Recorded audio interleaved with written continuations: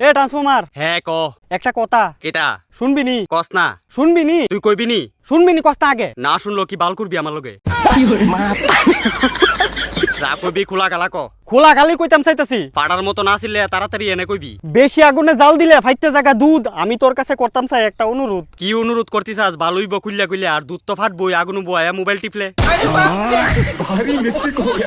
অন্ধকারও দরাইতে হয় ঘরের মধ্যে বাতি তাড়াতাড়ি ক কিতা চাস কইতি। ফুংদামি কইরা দিব্যি চলে তার আর থায় না কোনো শরম। তুই একমাত্র আমরা আশা ভরসা, কারণ পয়রা গেছে গরম। গরমের ভিতরে আমি তোর কিতা বাঁচামু এটা একটু কইবি আর ফুংডামি যারা করে তারাও একদিন বাস খাইবো দেখবি। জীবনে চলতে গেলে উষ্টা খাওয়ান লাগে বারবার, আর এই গরমের ভিতরে তুই একমাত্র আমরা আধার। আসল কথা না কইয়া হুদ্দু দিছিলাইতাছ 240 ভোল্টের একটা ঝাটকা দিমু দাদুর বিয়া পর্যন্ত দিক্কালাবি বুঝছত।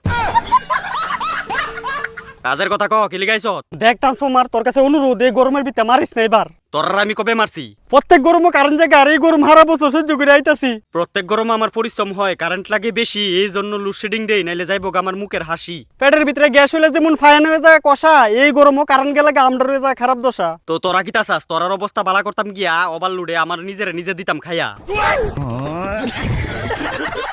কি শখ জুইতা বাসস না? আরে গরমের ভিতরে কারণ গেলে তো আমরার অবস্থা খারাপ হয়ে যায়, এই ব্যাপারটা তুই একটু বুঝোস না। আমার কি তোরার সাওয়ার পাইছ যে তোর অবস্থা ঠিক করে রাখতাম? 2 টাকা দেয়া ফটো তুললা সবাইরে বুঝা সে করছে দান। এই গরমও তুই আমরা সাহন না রে, তুই তো আমরা ভগবান। ভগবান রে প্রণাম কর, নাইলে 240 ভোল্টের একটা ঝাটকা দিমু সিরা যাবো কান।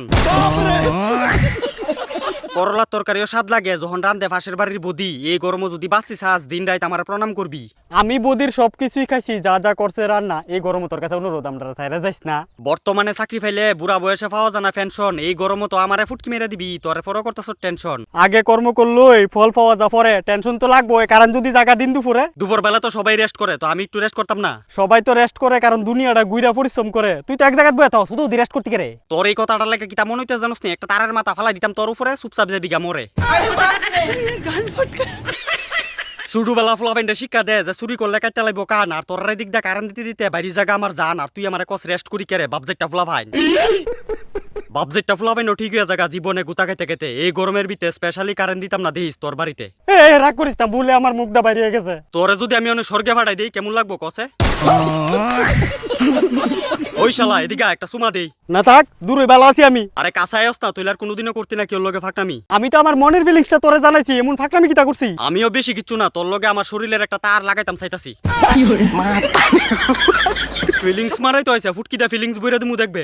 আচ্ছা ভুল ত্রুটি মাফ করে, গরমের ভিতরে কিন্তু কারেন্টটা সবসময় দিয়ে রাখতিব তোর। তুই সামনের থেকে সর, নাইলে দূরে গিয়া মর, সেটা ইচ্ছা করতেছে না দেখতাম তোর।